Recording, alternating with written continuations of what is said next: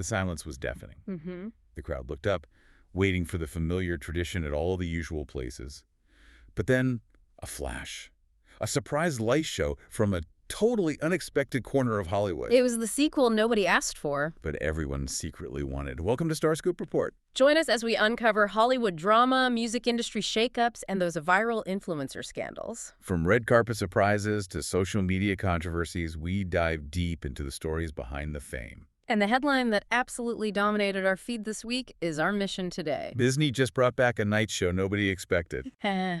We're diving into the theme park news that's shocking the pop culture world and analyzing what this means for holiday planning. Okay, so let's set the stage. For years, I mean literally for years, if you were planning a Disney World New Year's Eve trip, You had two choices. That was it. two choices: Magic Kingdom with the huge Fantasy in the Sky show over the castle, Or EPCOT with the big lagoon show, Cheers to the New Year. and Hollywood Studios was, let's be honest, kind of a non-factor. It was the park you left early to get to the other two. Exactly, which created this massive strain on capacity everywhere else, and that's why this announcement is such a big deal. Disney's Hollywood Studios, or DHS, is officially back in the New Year's Eve fireworks game. It's a direct challenge to that whole established dynamic. So let's get into the details, because that's where the real story is. The show is officially called the New Year's Countdown Fireworks. But the thing you really need to pay attention to, is the timing. It's scheduled for December 31st at 11:57 p.m. And that 11.57 start isn't just a random time they picked. Oh, not at all. It's brilliant. It's pure guest flow engineering. You have to remember the other big show at DHS, Fantasmic, is on at 9:30 that night. Which gives you a solid 2-hour window. A huge buffer. Enough time to, enjoy the park, grab a drink, and then just wander over to the countdown. No crushing pressure, no running across property. Right. And, anyone who has ever been in Magic Kingdom's hub on New Year's Eve knows what a lifesaver that is. It's a bottleneck, a total nightmare. We know Magic Kingdom and EPA are going to hit capacity first. Guaranteed. You basically have to get there by lunchtime to get a spot. So this new show offers some relief. Some, yeah. But I have to wonder, is this new show a dazzling spectacle? Or is it more of a quick sparkler? That's the million-dollar question. And later, we'll break down the technical differences and explain exactly why this show is designed to be small. So yeah, let's get into the scale. We have to manage expectations here. Right away. This is not the massive, perimeter-shattering spectacular you might be picturing. Not even close. The headline fact is this is a very localized, very brief, 3-minute countdown. It's designed to be intimate and fast. More about technology than, sheer explosive force. The logistics really tell the story. DHS doesn't even use its old large-scale fireworks launch site anymore. It's gone.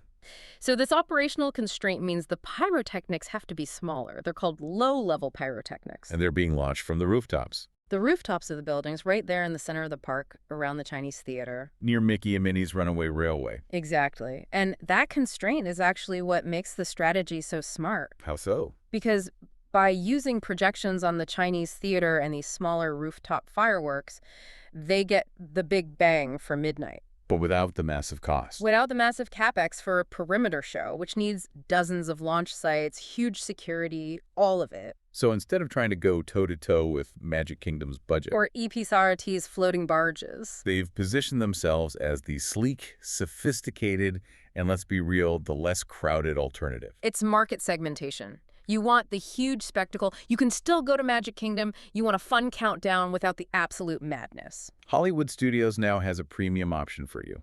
It delivers that high-energy pop concert finale vibe, and for a younger, after-hours crowd, that's often exactly what they want. If you're loving these Hollywood twists and insider planning secrets, make sure you're subscribed. Yeah, because we've got even crazier stories about a restaurant closure coming up. This whole night show return, it really connects to a bigger picture. Oh, for sure. It reinforces Hollywood Studios' whole shift toward becoming this after-hours destination. And that ties directly into the other big news. Disney Jollywood Nights is officially coming back for the 2025 season. This is their separate ticket holiday party. Very glam, very exclusive. It runs on select nights, November 8th through December 22nd, from 7:30 p.m. to 12:30 a.m. And they're really leaning into that Tinseltown glamour thing. Like with a Tip Top Club. Yes. At the Hollywood Tower Hotel, they transform it into this 1930s jazz lounge with live music. It's a huge draw. Plus you have the returning shows, like Disney Holidays in Hollywood with Kermit and Miss Piggy. A classic. And you still get a fireworks moment with Jingle Bell, Jingle Bam at 10 p.m. But here's the shocking new detail, the thing that adds so much value to that separate ticket. Okay, this is a big one for the character hunters out there. They confirmed a brand new character meet and greet. It's Miguel from Coco. He'll be greeting guests over near Rock and Roller Coaster. Think about that. Miguel is a rare character, a really sought-after one. And he's joining this already stacked roster of other rare characters, like Max Goof as Powerline and Stitch dressed as Santa. So Disney is using these paid events to roll out their most valuable character IP. They're monetizing rarity. You want to meet these characters, you have to go to the high-revenue, low-capacity party. It's smart. It is smart. And this whole theme of strategic moves brings us to a weird little glitch that's causing some drama. Yeah, so while Hollywood Studios is having all this success, something strange is happening over at EPCOT. At the Coral Reef restaurant. The one with the giant aquarium wall. Super popular. Well, reservations for Coral Reef are just gone. The whole month of December is completely unavailable. And then for lunch, on or after January 4th, also vanished. Right. So this sparks a few theories. The optimistic one is that it's just a huge website glitch. Which happens. It happens. The second theory is an unannounced refurbishment. A big one, if it's taking out the whole holiday season. And the third theory, the one causing the most chatter, is that this could mean the end of lunch service in the new year.